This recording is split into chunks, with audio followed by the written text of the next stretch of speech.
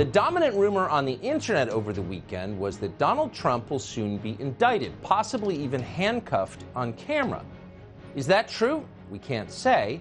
We do know that Trump is the subject of a grand jury investigation in Manhattan. That's a city that voted against Donald Trump by almost 80% in the last presidential election. We also know that the grand jury was impaneled by a Soros-funded DA called Alvin Bragg, who looks and acts like a Tawana Brawley-era Al Sharpton. So we would assume, on the basis of that evidence, that it's pretty likely Trump does get charged with something at some point. But charged with what? That's the question that should matter. In a free country, laws are universal. Laws apply to all citizens equally, precisely because all citizens are considered equal. For generations, this was very obvious to American liberals. In fact, it was the basis of their worldview. We are not liberals, but we retain the traditional American view, which is that laws must be applied equally, or else they're not laws at all. Justice must be blind, or else it is tyranny. So we spent the day with the help of a lawyer on our staff trying to assess the likely charges against Donald Trump. And here's what we found. 8 years ago, as he was running for president, Trump paid a porn actress called Stormy Daniels $130,000. Daniels alleged that she and Trump had at one point had sex. Trump denied that. He still denies it. But in exchange for promising not to repeat that claim in public, Trump, through his then attorney, Michael Cohen, sent Stormy Daniels a check. Was that legal? Well, we can answer that question.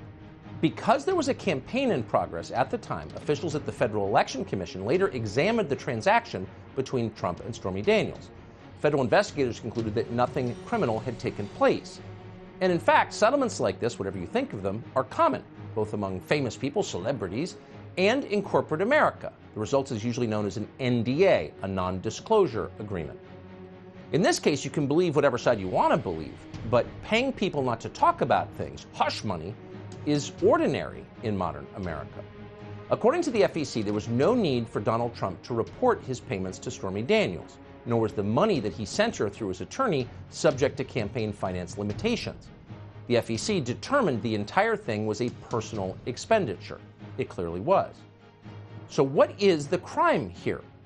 Well, the media don't seem very interested in finding out. This is Donald Trump. He's a criminal. Everything he does is a crime. Now, here's what we think, if there is an indictment, will form the core of the charge.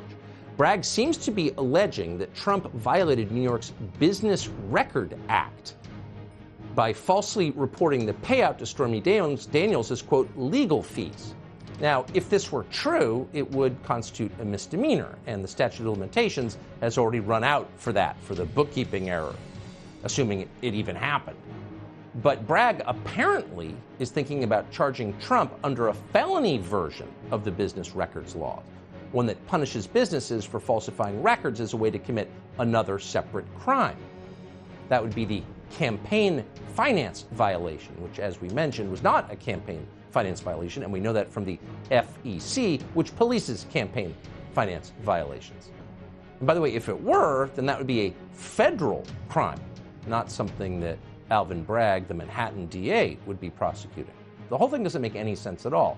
On a legal level, on a political level, it does, because Trump is running for president. But no matter what happens, if this indictment arrives, no matter who you voted for or plan on voting for, make no mistake, this is a turning point for the country. Now, the headline here is not that they're being unfair to Donald Trump again, though of course they are, or even that Trump is the former president of the United States. Who cares? I mean, though as long as we are indicting retired presidents, where are the charges against George W. Bush for invading Iraq under false pretenses and giving permanent normalized trade relations to China, which completely wrecked our economy? Where are those charges? Don't hold your breath. In Washington, wrecking your own country is not considered a crime. And of course, George W. Bush knows that well, which is why he doesn't seem worried at all. Criticizing the ruling class, that's what they indict you for. But either way, Donald Trump's former job as president of the United States is not really the point here. Yes, of course you can indict former presidents if they've done something wrong. That's not what this is about.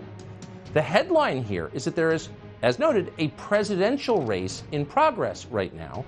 And if you check the polls, you will find that Trump is leading the Republican field. That's the unprecedented thing, taking out your opponent using the justice system. If the Democratic Party is allowed to do this, allowed to crush the presidential frontrunner, the main threat to their power, with a bogus criminal case, where does that leave us? We're done. Because that precedent will live forever. And voters will never again determine the outcome of a presidential election. It's remarkable when you think about it. So after all the yelling from permanent Washington about January 6th and how it was a threat to our democratic norms and the peaceful transfer of power, they've decided to completely short-circuit our democratic norms, not to mention the peaceful transfer of power, using the courts and prosecutors. What happens if they get away with this? No one seems to be thinking this through. Everyone's all spun up, but what happens if they get away with this? If they use the Justice Department, in full view of everyone, to settle a political score and to keep the White House, just to take a guy out of the race who seems to be doing fairly well? We'll destroy the justice system. And that's not a small thing. A functioning justice system has kept this country peaceful for hundreds of years.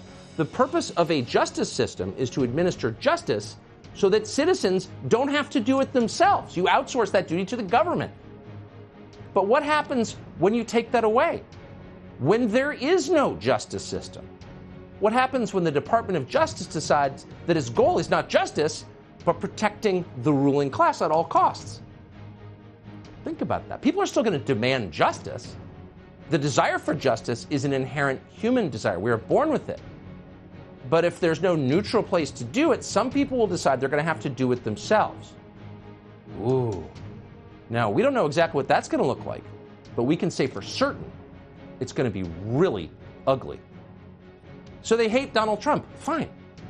But they don't get to destroy America's justice system because they do. We would never recover from that.